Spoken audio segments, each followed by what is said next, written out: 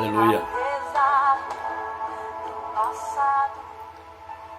Meus companheiros pastores, irmãos e irmãs de modo geral, a todos, saúde com a paz do Senhor Jesus. Louvo a Deus por cada um que Deus tem chamado para a obra, dado o privilégio de servi-lo aqui na terra enquanto vivermos. E na verdade é uma oportunidade única que Deus nos proporciona aqui na terra para servi-lo. Servir com alegria, com exposição, servir como convém servir, como diz o Salmo, né? Serve o Senhor com alegria, diante dele com cânticos, com gratidão, reconhecendo que fomos chamados não por nossos méritos, mas pela graça de Deus para conosco. Isso me deixa feliz porque reconheço a minha incapacidade, mas o Deus que me chamou, também o Deus que te chamou, Ele nos tem capacitado para com prazer, com alegria, mesmo em tantas dificuldades que a vida nos oferece, mas a alegria de servir ao Senhor, ela supera tais situações. E eu quero meditar com todos os companheiros um texto sagrado referente a nós obreiros, que se encontra na primeira epístola de São Pedro, capítulo 5, e o verso 1, os demais comentaremos. Diz assim o apóstolo São Pedro: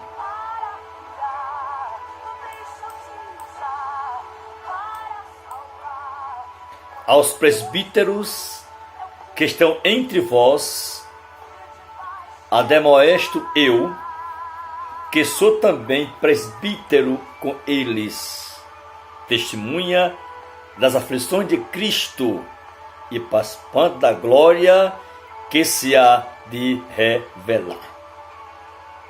Glória ao Senhor Jesus Cristo, o nosso Salvador, que com seu sangue nos comprou para Ele e para a sua obra. Glória a Deus para toda a eternidade. Meus companheiros, quem foi Pedro? Onde ele foi encontrado? Por quem foi encontrado? Que ocupação tinha Pedro antes do seu apostolado, da sua chamada? Glória a Deus por Jesus Cristo. Jesus começou na terra a caminhar para a formação do seu ministério, escolhendo obreiros para auxiliá-lo na obra aqui na terra. E Jesus começou a andar e ao chegar no mar da Galileia, aleluia, encontra homens trabalhando. E Pedro estava aqui no meio desse encontro.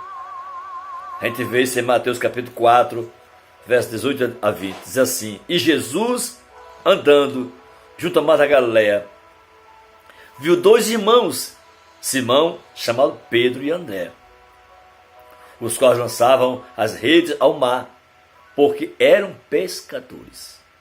E disse-lhes: vinde após mim, e eu vos farei pescadores de homens. Então eles, deixando logo as redes, seguiram-no. Glória a Deus para sempre. Que privilégio para Pedro, aquele momento tão especial, onde Jesus o escolhera para fazer parte do ministério inicial de Jesus na terra. Acho lindo que Jesus observa aqueles homens e como pescadores e diz: vinde. Aqui nesses versículos, a gente pode observar o encontro de Jesus com eles. Jesus faz o convite a eles também. E eles decidem deixar tudo para seguir a Jesus. Oh, glória! para seguir a chamada para o ministério. Largou tudo. Eles observaram que não dava para conciliar a vida de pescador de homens com pescador de almas. E diz que eles, deixando logo as redes, seguiram-no. Privilégio de Deus para nós. E Pedro é chamado, Pedro é convocado, Pedro aceita, Pedro é ousado, Pedro é por Jesus privilegiado.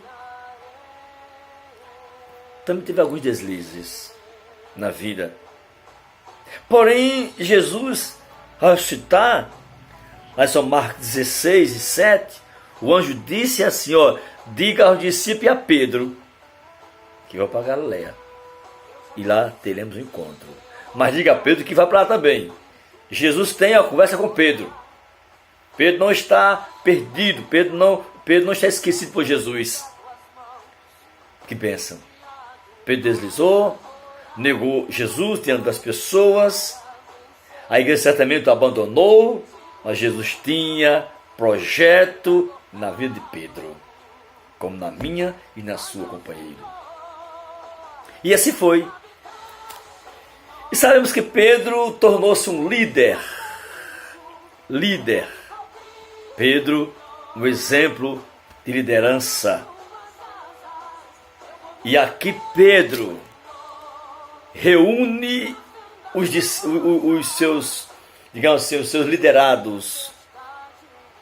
Aí, no capítulo 5, 1 Pedro, ele começa a dizer: aos presbíteros que estão entre vós, entre nós, porque ali estava a igreja geral, até onde eu entendo.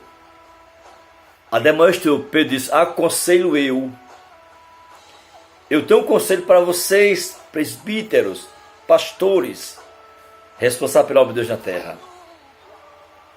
Eu vou lhes dar um conselho, a demonstrá-los, aconselhá-los, que sou também, somos do mesmo nível, sou também presbítero com vocês. Primeira coisa que Pedro mostrou aqui nesse texto, versículo 1 do capítulo 5, 1 Pedro. Primeiro, sou como vocês, presbítero com vocês, servo com vocês, trabalho com vocês. E disse: também sou testemunha das aflições de Cristo. Mas também sou com vocês, participando da glória que se há de revelar. Que bênção! Pedro aqui, é uma visão futura de Pedro. A visão do homem de Deus. Pedro vendo já o futuro. Olha, eu também sou com vocês, participando da glória, da alegria, da festa, do dia especial, do momento de recompensa. Também sou com vocês, participante. Glória a Deus, aleluia. Eu sou o testemunho das aflições de Cristo, do que ele sofreu, do que ele passou, mas também sou participante da glória, aleluia, que há de se revelar. Oh, glória a Deus. Veja que aqui é algo futuro. Como também diz o apóstolo, né? Pedro também, é o meu apóstolo Paulo, ele também diz aqui, na carta que ele escrevera a Timóteo, né? Paulo também, ele faz referência ao futuro, Ele diz aqui, 2 Timóteo capítulo 4, e o verso 6 e 7, Paulo diz: combati o bom combate, acabei a carreira e guardei a fé. Olha aqui Paulo agora, na visão futura: desde agora a coroa da justiça me está guardada, a qual o Senhor, justo juiz, me dará naquele dia, e não somente a mim, mas a todos quantos amarem a sua vinda. O obreiro aqui na terra sofre, passa dificuldades, mas tem que ter uma visão futura. Aqui na terra o obreiro, ele participa das aflições de Cristo, das aflições do Evangelho de Cristo, mas também ele será participante da glória que quer se revelar. Você pode também observar, companheiro, aqui em Atos capítulo 20 e o verso 28, em relação, 28, que Paulo diz assim: um texto muito interessante, que ele nos diz assim, ó, no verso 24: mas em nada também veio preciosa, contando que cumpra com alegria a minha carreira e o ministério que recebi do Senhor Jesus, para dar testemunho do Evangelho da graça de Deus. Então nós somos testemunhas. O ministério recebendo do Senhor Jesus. Ele, na verdade, nos deu o ministério e devemos cumprir com alegria, com satisfação. Então aqui o pastor Pedro, ele nos dá um conselho e começa a aconselhar. E diz, olha, primeiro, no versículo 2, o conselho que ele tem para nós: apacentai o rebanho de Deus que está entre vós. Lembre-se que o rebanho é de Deus, mas está sob a nossa responsabilidade. Cuidar do rebanho na doutrina, no exemplo de vida, cuidar do rebanho no sentido espiritual, no sentido moral, no sentido de exemplo também do rebanho de Deus, que está entre vós, que está convosco. Tendo cuidado dele, zelando, cuidando, guardando, sendo escudo para o rebanho de Deus. Aí diz, não por força, mas voluntariamente. Ou seja, com amor voluntário, com prazer, com alegria, com satisfação. Não por top ganância, mas de ano pronto, sempre animado. Mesmo o pastor passando por dificuldades, mas sempre animado. Que em suas mãos está o rebanho de Deus. Jesus disse, a minha igreja. É cuidar com alegria, é cuidar ensinando, é cuidar orientando, é cuidar realmente trabalhando, alimentando o rebanho com a palavra de Deus. Esse é o conselho do presbítero Pedro para nós obreiros de hoje. Ele diz, o rebanho é de Deus. Apacentai, cuidai bem, zelai, gerai a paz para o rebanho de Deus que está com vocês. Aí ele continua dizendo aqui no versículo 3, nem como tem domínio sobre a herança de Deus. Observe que aqui a igreja é primeiro o rebanho de Deus e também a herança de Deus. Foi Jesus que com seu sangue morreu. E ele morreu com seu sangue, nos comprou, nos fez um rebanho só. E nós somos responsáveis por esse rebanho. Além de rebanho, herança de Deus. Igreja de Deus, rebanho de Deus, herança de Deus. Servir esse rebanho é um privilégio. Servir esse rebanho é um prazer. Agora, sabendo que o rebanho é de Deus, não nosso. O rebanho é de Deus. Olha só aqui a questão do rebanho ser de Deus, né? Veja aqui em Atos capítulo 20 e o verso 28. Olhai, pois, por vós e por todo o rebanho, sobre que o Espírito Santo vos constituiu bispo, para apacentardes a igreja de Deus, que ele resgatou com seu próprio sangue. O rebanho é de Deus. Jesus comprou este rebanho, a igreja, com seu próprio sangue. Herança, e herança deve ser cuidada, deve ser bem guardada, bem zelada. E a igreja de Jesus Cristo é a herança que está em nossas mãos. Então não tem domínio sobre ela, sobre a herança de Deus, mas servindo de exemplo ao rebanho. Veja, deve ser exemplo ao rebanho. Não dominar, expulsar, ser ditador, não, mas é ser cuidador, é ser mordomo fiel sobre o rebanho de Deus. E diz mais aqui o apóstolo Pedro, servindo de exemplo ao rebanho. Veja como é um privilégio, mas também exige de nós uma grande responsabilidade. Bom, se você cuida do rebanho de Deus, apacenta o rebanho de Deus como convém apacentar, cuida dele, cuida da herança de Deus, não como domínio sendo seu, o domínio próprio, mas cuidando com amor e com voluntariedade. Aí vem a recompensa no versículo 4. 1 Pedro 5, versículo 4. Diz assim, ó.